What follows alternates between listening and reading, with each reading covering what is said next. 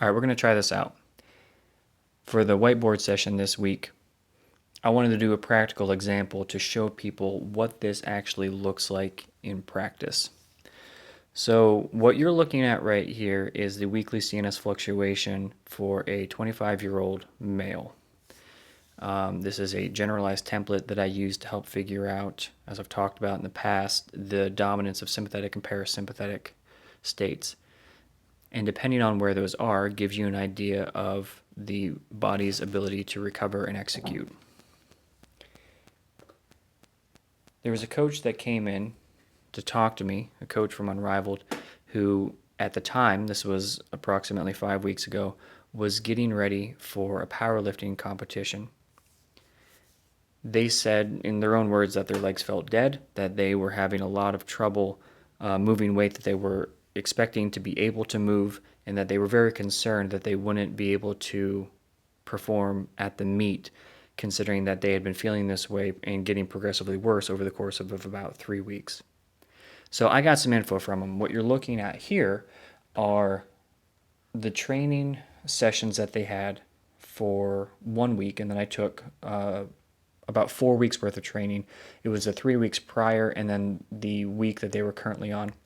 And I tracked and quantified the stress on the different parts of the body, one of them being the soft tissue, the other being the neurological, and the last one being the cardiovascular system, and got a score on how long it would take them to recover for each of those days, and then the accumulative fatigue right here. So this orange line is the soft tissue stress. This gray line down underneath it is the neurological stress. And there are a couple of points in here which are very important to note, that these are not in conjunction with the CNS fluctuation. These are simply the stresses on the body, this -5 and these couple of -6s, where the individual was taking a very heavy double, near 100%, or they perceived 100% at the time for their squat, and then also the very heavy deadlifts. So you can see that it has a major impact on those couple of times. And then what I did was I came to the algorithm here, and I did it as if this individual did no additional recovery work whatsoever, just none. And this orange line is the recovery that they're going to have in conjunction with just their natural recovery, but also the CNS fluctuation. So the blue line right here, if you remember, that's the weekly fluctuation for the 25-year-old male. The training score is what we just looked at, the accumulative fatigue. And this orange one down underneath is the body's natural recovery plus any work that they're doing on their own for recovery with the training in conjunction with the CNS. And this, right through here, these massive drop-offs are where the individual, and as a necessity for the powerlifting competition prep, had to take very high percentage, high intensity lifts. And those take a very large toll on the nervous system. And I've been able to quantify that. So what I then did was, if we just took massage sessions in combination with all of this in order to enhance the recovery score, and what the research says, it has an effect on recovery time, not just in relation to DOMS, because that's an incredibly insufficient way of looking at how much it helps with the overall recovery process, but also the ability to shift into parasympathetic so you have that recovery state and other factors such as that. We take those numbers and we incorporate that into what they're doing.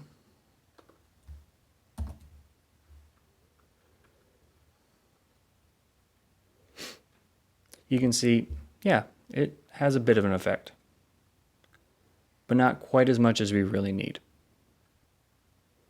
So this is just getting massage. Now remember, I'm a massage therapist, and I'm telling you that getting just the massage once a week has a bit of an effect, but not everything that we need. Now, if we were to do everything that you could do, this includes massage, and I'm not talking like pulling out all the stops on crazy recovery modalities. I'm talking about just doing on every day something that's going to help out the basics of your recovery. Make sure we get all those ones in there too. Suddenly we can see that you're coming out and a surplus over the course of 4 weeks. You're still going to have these valleys. You're going to have these points where you have to take really, really heavy lifts, and it takes time to come out of that. But you can see the major difference in what the training score was on what it looks like after 4 weeks. You have a surplus of recovery. That doesn't mean you're not sore. That doesn't mean you're not tired. And then it doesn't mean that you don't still have to be very conscious of taking care of other things. Just because you add in a majority of the available modalities, and what's important is using them at the correct time in the correct way, and that's where the practitioner really comes into play. You can't just throw things in there kind of at whim.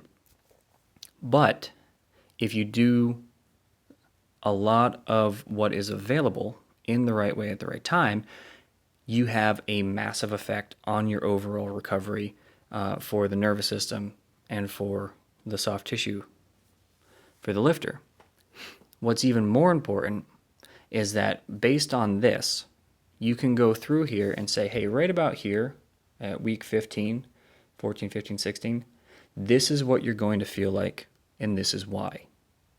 And when you have that much knowledge and you know how to not only prepare for it, but experience it and what to do while you're experiencing it, that is a lot of power in the hands of the athlete. And that's what this system really gives. Yes, as the practitioner, we often know what to do and when to do it, and we are able to communicate when we see the athlete, why they're experiencing what they're experiencing.